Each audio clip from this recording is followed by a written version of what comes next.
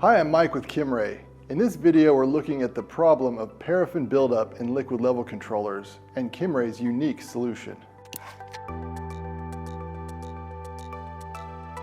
In many upstream oil and gas production environments, paraffins or other solids can build up inside liquid level controllers, limiting the range of motion of a displacer arm.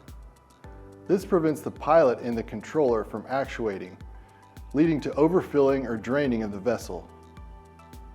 With most level controllers, clearing out these solids requires a lot of steps. You have to blow down the vessel to fully release the pressure, disconnect supply lines, remove the level controller, clean out the buildup in the body, reinstall the unit, and repressurize the vessel.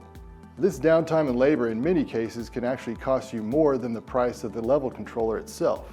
But you can avoid this costly, labor-intensive process by using the Kimray Gen 3 liquid level controller, which was designed with a paraffin cleanout port included in every unit.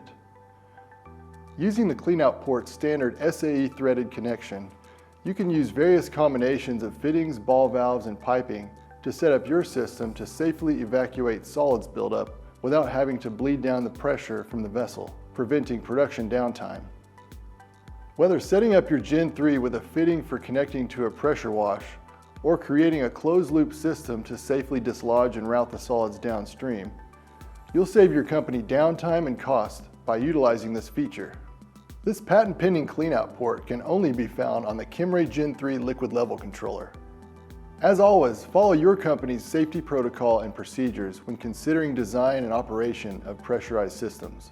Contact your local Kimray store for help preparing your next project using a Gen 3 level controller.